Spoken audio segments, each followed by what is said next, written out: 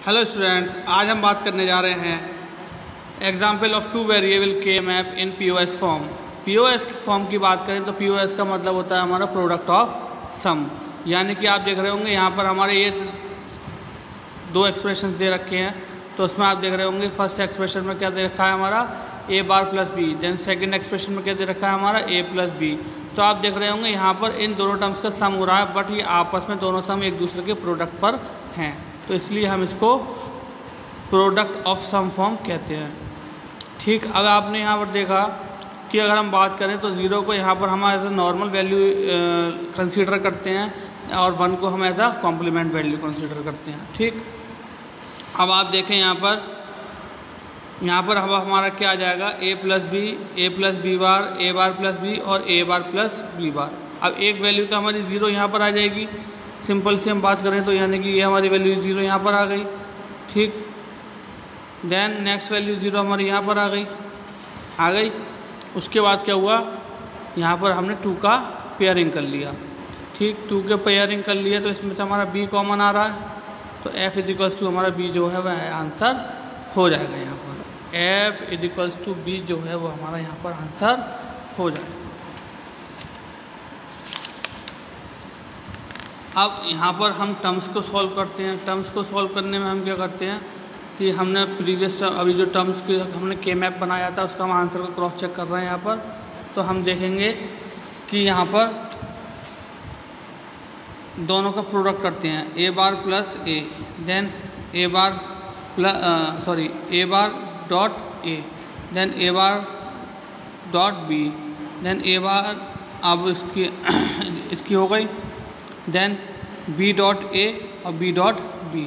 ठीक, अब हमें यह अभी हमने प्रीवियस लेक्चर्स में अपने लॉज डिस्कस करे थे, उसमें हमें पता होना चाहिए कि हमारा according to the laws A bar dot A zero होता है। यानी कि अगर कोई टर्म अपनी कॉम्प्लीमेंट वैल्यू के साथ एंडेड होती है तो उसकी वैल्यू ज़ीरो होती है, और अगर वह टर्म अपने ही कॉम्प्लीमेंट वैल्यू के साथ ऑड होती है तो उसकी वैल्यू वन होती है। ठीक, तो यहाँ पर क्या होगा, यहाँ पर हमारा इसका वैल्यू ज़ीरो हो गया क्योंकि ए डॉट ए बार है। देन बी डॉट बी, यानी कि यह भी एक लॉ होता है हमारा क्या, कि the number multiply by itself then it's become it's in its original form. यानी कि अगर कोई नंबर अपने आप से मल्टीप्लाई होता है तो वह अब दोबारा से अपनी ओरिजिनल फॉर्म यानी कि अपने सिंगल वेरिएंट के बराबर होता है। ठीक, अब इन दोनों टर्म में से लिया हमने, अब इन दोनों टर्म में से हमने क्या किया, यहाँ से हमारा बी कॉमन आ रहा है, तो बी कॉमन आने पर क्या हो गया हमारा यहाँ पर ए प्लस ए बार। ठीक है, अब क्या हो गया दिस वन। ठीक, अब आपने क्या करा, यहाँ पर b प्लस बी हो गया, यानी कि the number is odd with itself. यानी कि अगर कोई नंबर अपने ही साथ ऑड यानी कि प्लस होता है तो उसकी वैल्यू उसकी ओरिजिनल यानी कि उसके सिंगल वेरिएंट के बराबर आती है। तो यहाँ पर हमारा क्या आ गया बी, और हमारा अभी जो हमने के मैप के थ्रू सॉल्व करा था वह भी हमारा आंसर क्या आया था, F is equals to B. ठीक, अब आइए नेक्स्ट प्रॉब्लम डिस्कस करते हैं हम एग्जांपल ऑफ थ्री वेरिएबल के मैप की। थ्री वेरिएबल की अगर हम बात करें तो 2 की पावर 3 यानी कि 8 ब्लॉक्स हम यहाँ पर ड्रॉ करेंगे। अब आप देखें यहाँ पर हमारा जो आपके सामने ये एक्सप्रेशन दे रखा है वह हमारा दे रखा है ए प्लस बी प्लस सी बार, ए प्लस बी प्लस सी बार। अब यहाँ पर नेक्स्ट हमारा एक्सप्रेशन है ए प्लस बी बार प्लस सी बार, ए प्लस बी बार प्लस सी बार। देन नेक्स्ट एक्सप्रेशन है हमारा ए प्लस बी प्लस सी। ठीक, अब आप देखें यहाँ पर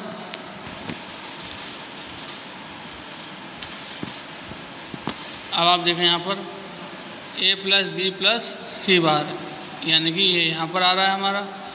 ठीक, देन ए प्लस बी बार प्लस सी बार, देन ये यहाँ पर आ रहा है हमारा।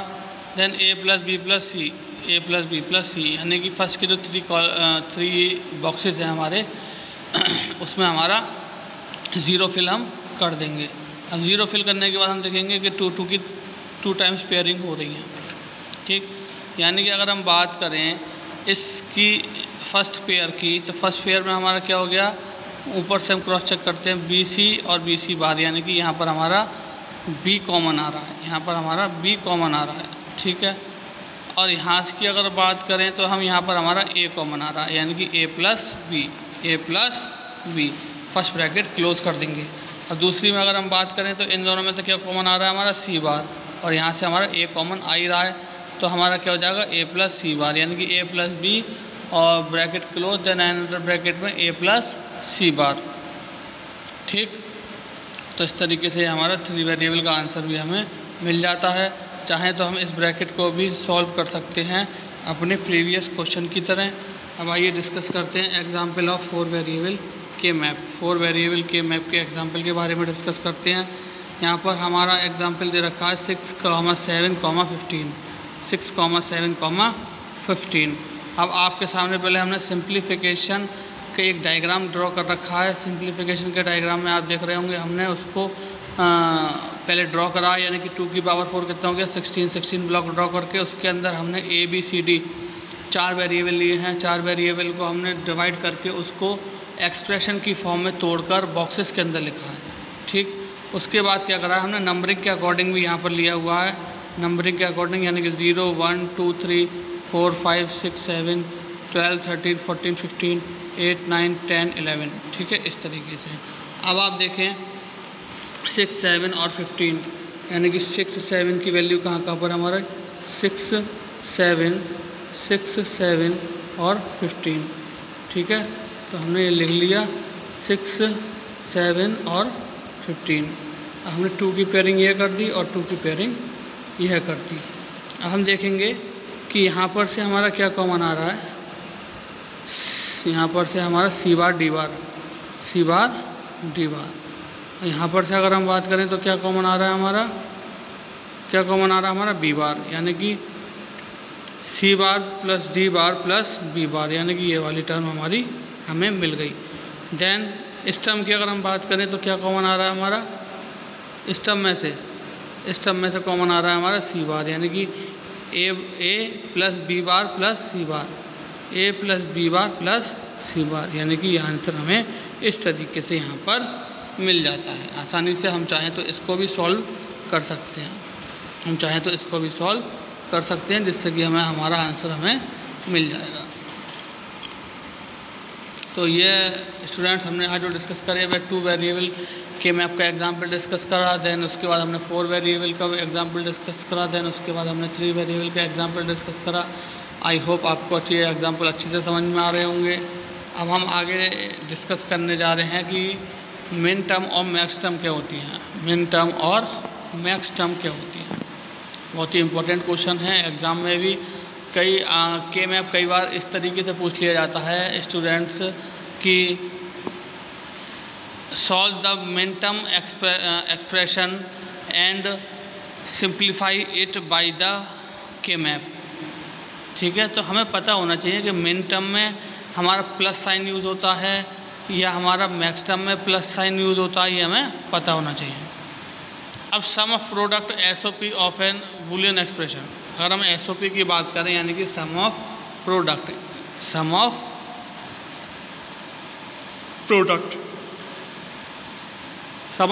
का मतलब हुआ अगर कोई 2 वेरिएबल आपस में प्रोडक्ट हो रहे हैं और वे दोबारा से कोई अनदर ऑपरेशन परफॉर्म कर रहे हैं, तो उनका जो हमारी प्रोडक्ट टर्म है आप दोनों का, उनका एडिशन, यानी कि सम ऑफ प्रोडक्ट आपके सामने दे रखा है।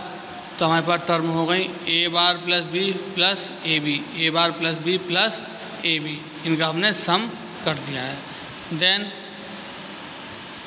FA, B equal to A bar plus B plus A1, ठीक है। तो यह हमारी स्टैंडर्ड SOP फॉर्म नहीं है, क्योंकि 2 वेरिएबल हमारे दोनों टर्मों में आने चाहिए सेम, तभी वह हमारी SOP फॉर्म कहलाती है। नंबर मिक्सिंग के साथ SOP फॉर्म स्टैंडर्ड नहीं कहलाती।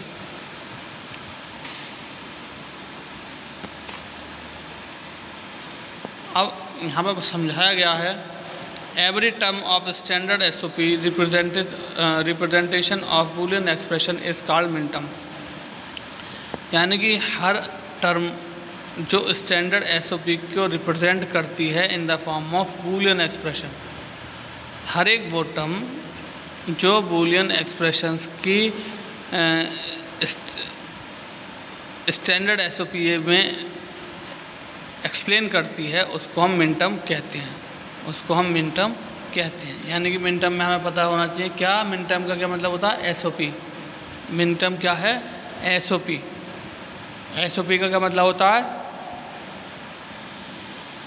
एसओपी का मतलब होता है कि हमारे पास सपोज करिए दो वेरिएबल हैं ए और बी। अब हमने फर्स्ट जो वेरिएबल या ऑपरेशन परफॉर्म कर रहे हैं वो हमारा परफॉर्म कर रहे हैं, सपोज करिए A dot B. Then next operation में हमारी ए की वैल्यू कॉम्प्लीमेंट हो जाती है, यानी कि ए बार डॉट बी। ठीक, अब इन दोनों का A dot B bracket close और ए डॉट बी बार, इन दोनों का जो एडिशन होगा टर्म्स का वह हमारा एसओपी कहलाता है, और इसको हम समटाइम्स हम जो है मिनटर्म भी कहते हैं। अब आप देखिए यहाँ पे आपके लिए एक टेबल ड्रॉ की हुई है 0123 डेसिमल फॉर्म में नंबर है, जिसमें हमने 2 वेरिएबल के लिए यहाँ पर डिफाइन कर रखा है। 2 वेरिएबल का क्या मतलब हो गया, ए और बी, यानी कि 2 की पावर 2 इक्वल्स टू 4। ठीक, यानी कि 00 11 01 01 इस तरीके से। देन आप देख रहे होंगे यहाँ पर 00।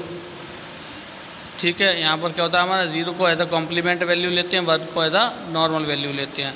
अब आप देख रहे होंगे 00 का मतलब ए बार बी बार M0 पर हमारा स्थित होगा।